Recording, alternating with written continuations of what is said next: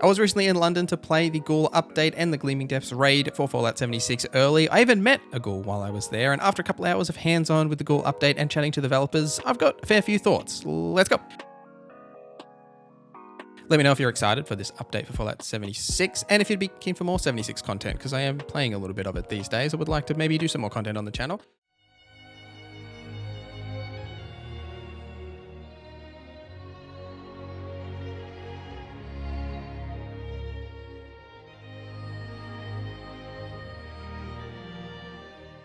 On the day, we had a presentation from John Rush, the creative director, and Bill Lacoste, the lead producer, on Fallout 76, which was recapping a lot of what we saw in the Fallout Day presentation with some new details on how the ghoulification process works. More on all that stuff in a little bit.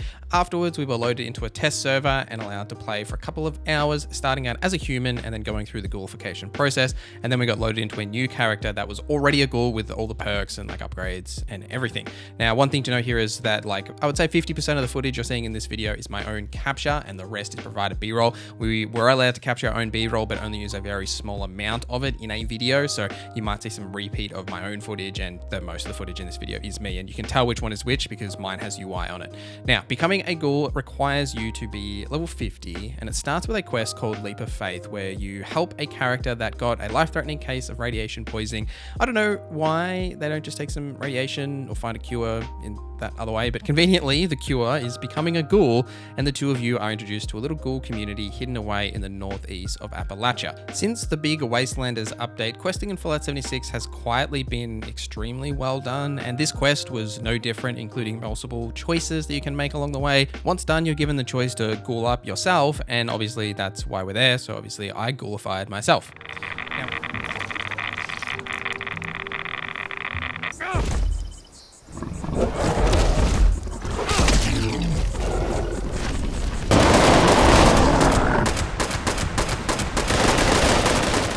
Now, rather than focusing on the specifics of what it changes, I wanted to mostly talk about what it's like playing as a ghoul and that role-playing aspect of how it changes your experience with Fallout 76. But in case you want those specifics, there are 30 new ghoul-specific perk cards, 4 for each stat, plus 2 legendary perks. It will lock you out of most faction quests, and they will attack you on sight unless you are disguised as a human, which is by a character called Jane at the Revenant's village. You'll be able to turn yourself into a disguised ghoul. Radiation now heals you and then over heals you with a new glow mechanic. Hunger and Thirst is now replaced with a feral meter, which I didn't get to play around with much, but Tyr, who's another Aussie creator who makes the best Fallout 76 content on YouTube, you should go and check him out, and he'll have a video about this whole experience as well from his perspective, but he was able to check it out and gave me some notes here. So the need for Hunger and Thirst sustain is replaced by the need to use chems to sustain your feral meter. Non-feral ghoul players are typically going to be recommended for ranged ghoul builds, while feral ghoul players will be recommended for melee ghoul builds, as the more feral you are, the higher your bonuses to melee damage with a reduction to your weapon accuracy and VAT optimization.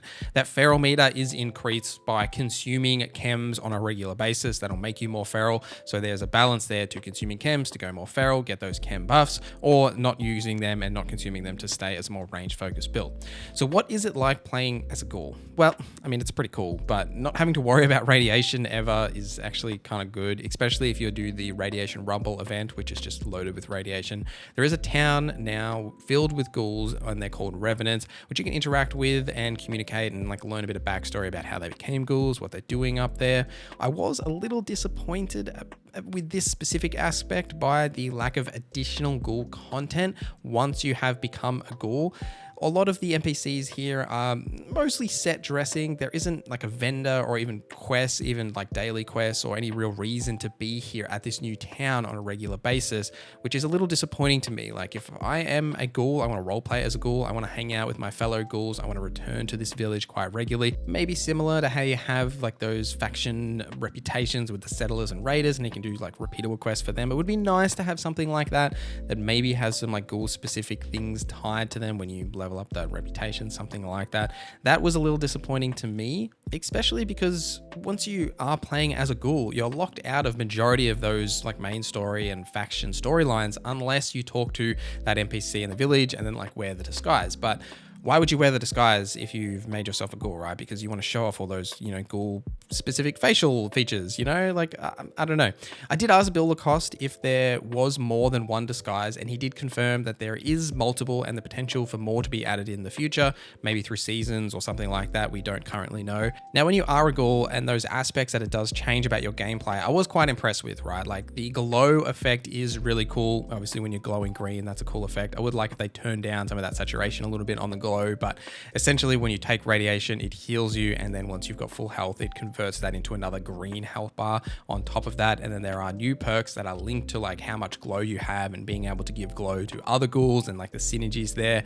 It'll be fun, I think, to be in like a full party of ghouls and using those buffs, especially to take on like the Gleaming Depths, the raid content. The removal of the hunger and thirst meter is also a positive, though hunger and thirst isn't as important in 76 anymore now that it's only really buffs you get from eating and drinking compared to getting negative effects like they used to have. So it's not as much of a substantial difference to remove it. I'll definitely be ghouling up for my ranged build, and I won't be consuming chems because you lose all of that range benefits. But if you're playing some sort of a melee build, like ghouling up and you leaning into the feral meter and the glow system is definitely going to be very beneficial. I think it's going to be one of the most OP builds when it does come out, is those melee focused feral ghouls for sure, especially with the buffs to just unarmed combat or even just using any melee weapons as well. I don't want to understate how much of an effort it is for BGS to go through this and allow you to play as a ghoul as an option, right? Like there is 30 new perk cards, including the 2 new legendaries. It completely changes like core mechanics of the game from the hunger and thirst as well as radiation and converts that into a new thing. Like this is a massive undertaking, and I'm sure a lot of development time has gone into this, and you can for sure feel like the love and care of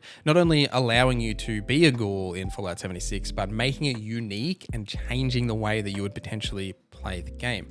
A little bit of a downside again that I'll return to is the lack of additional questing content that's come with this update. Now, clearly all of that development work that maybe would have gone into adding additional questing content past this point and past that ghoulification point has gone into all of the developments into allowing you to be a ghoul, right? Or the things that we just touched on. But I was disappointed that interacting with like the ghoul village, for lack of a better word, didn't lead to any new quest lines or developments past that initial point. A lot of these storylines that we have got in Fallout 76 have been really well done and put together. Like I think of Steel Dawn and Steel Rain and the Brotherhood of Steel storyline. Obviously Skyline Valley last year, the Atlantic City update. The stories that are being told in 76 are really of high quality and worth experiencing. And I personally was quite excited to experience a ghoul storyline as playing as a ghoul and seeing where that goes and the role playing that leads to. But at the moment, it's a bit of a bummer that once you've sort of become a ghoul, it's more about the mechanics of being a ghoul and less about the story developments and the role play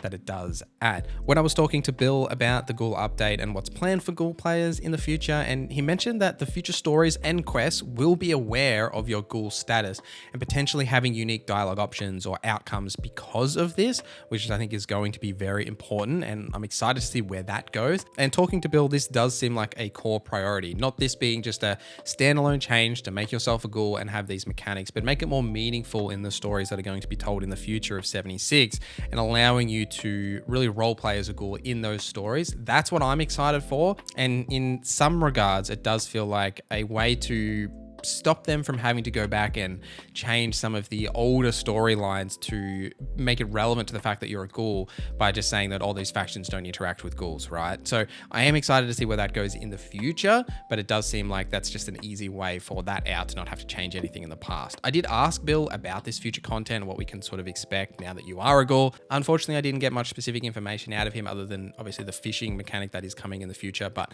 there will definitely be ghoul related content for the ghoul players coming in the future. A subtle thing that was mentioned that I did also ask Bill about as well is that with the Gleaming Depths patch that's coming very soon in December, there is some rendering updates to textures and lighting that will be live across all platforms, including previous gen platforms. Now, Bill did mention that this isn't going to change any of the overall performance or uplifting anything drastic on any of the platforms. It's more of a smaller update, but it is something that they have been working on, and they will notice some subtle changes, nothing overly dramatic in terms of it's not a next gen patch or something, but it was something that was mentioned, so I didn't want to call it out here.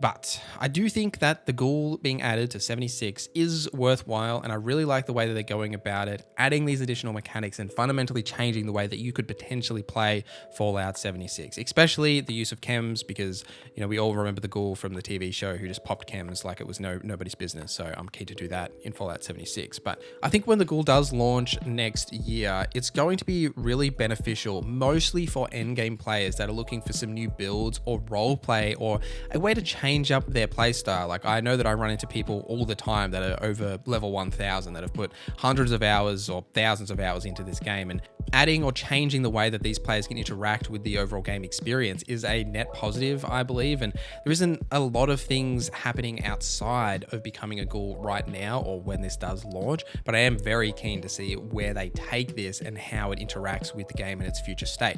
A big takeaway from this event as a whole for me, though, is that Bethesda and Bethesda Game Studios, John, Bill, the team, everyone, they really care about the future of Fallout 76, and this isn't really going anywhere anytime soon. We have that fishing update that's teased for next year, but there is definitely a lot more content planned for the game, and I'm excited to see where it goes. And I absolutely did enjoy my time playing as a Ghoul and tinkering with these new systems and the way they interact. And personally, I will be Ghoulifying my character in 76, as I'm not a power armor user. I run a Junkies build, so it fits perfectly to reduce the amount of radiation I'll be taking, as well as the additional perk benefits to being a Ghoul for a build that I would typically run. But I'm very interested to see your thoughts on Fallout 76 and this Ghoul update that's coming next year in the comments down below. And thank you, Bethesda ANZ, for allowing me to play the update early and see what it's like. I am keen to play more for 76 in the future. But thank you guys for watching this video till the end. Thank you to our members for supporting the channel. My name is Norza, and I hope you have a great day.